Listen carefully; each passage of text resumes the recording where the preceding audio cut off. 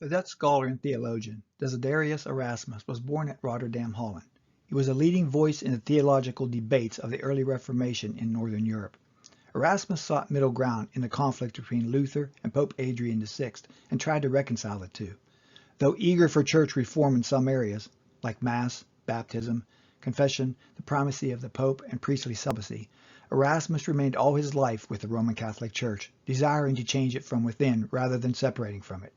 Much that can be said about Erasmus can also be said about John Wycliffe and William Tyndale. These are considered fathers of the English Bible, but neither of them formally left the Catholic Church. Both were ordained Catholic priests to their death. Wycliffe continued to exercise the office of a priest in Lutterworth until his death in 1384. Before Tyndale was martyred in 1536 outside of the castle walls in Vilvoorde, Belgium, the authorities excommunicated him and disbarred him from the priesthood. Of course, both men had long rejected most of Rome's dogmas, and the same is true of Erasmus. But perhaps the greatest compliment of Erasmus' independent nature came in 1559, 23 years after his death. That is when Pope Paul IV put Erasmus' writings on the index of books forbidden to be read by the Roman Catholics. Possibly Erasmus' greatest gift to mankind was his attitude toward the common man. In the rigidly class society in which he lived, he was an advocate of putting the Scripture in the hands of the common man. While Jerome's Latin had been translated at the bidding of the Roman hierarchy, Erasmus translated his Latin with the express purpose of putting it into the hands of the common people of his day, a practice that the Roman Catholic Church knew could be dangerous to its plan to control the masses. Erasmus is quoted as saying, "Do you think that the Scriptures are fit only for the perfumed? I venture to think that anyone who reads my translation at home will profit thereby." He boldly stated that he longed to see the Bible in the hands of the farmer, the tailor, the traveler, and the Turk. Later, to the astonishment of his upper-class colleagues, he added the Masons, the prostitutes, and the pimps to that declaration. While the focus of the beginning of the Reformation is typically on the nailing of Luther's 95 Theses on the door of the Wittenberg Church in 1517, the fuel that ignited the faith of all reformers was Erasmus' rendering of the Greek text compared to that of the corrupt Latin Vulgate. David Daniel rightly observes, "From Desiderius Erasmus came a printed Greek New Testament, which swiftly translated into most European vernaculars, was the chief cause of the continent-wide flood that should properly be called the Reformation."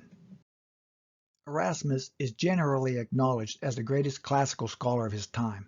At the encouragement of printer John Froben, Erasmus embarked on a project to produce and publish a first Greek New Testament in the West in over 1,000 years, and the first to be marketed. It was printed in 1516 with 2 columns, a Greek text on the left and Erasmus' new Latin translation made from the Greek on the right. A second edition of Erasmus's Greek and Latin texts was published in 1519, correcting numerous typographical errors. Martin Luther used Erasmus' second edition to translate a German New Testament in 1522. A third edition, Erasmus's text, was published in 1522. William Tyndale utilized Erasmus' third edition in translating the first English New Testament from the original language. Erasmus's fourth edition of 1527 was a very important edition. In it, he put the Greek text in the first column, his Latin translation of that Greek in the second column, and then added the text of the Latin Vulgate in the third. This allowed the reader to easily compare Scripture with Scripture, revealing the discrepancies between the 2 Latin texts and some of the deficiencies of the Latin Vulgate. Erasmus went on to prepare a 5th edition in 1535. After Erasmus, Robert Estienne, commonly referred to as Stephanist, published several editions of the Greek text. His 3rd edition of 1550 was based primarily on the 4th and 5th editions of Erasmus. This 1550 edition gained wide acceptance in England, and for many is synonymous with what would become known as the received text. This was one of the resources available to the translators of the King James Bible.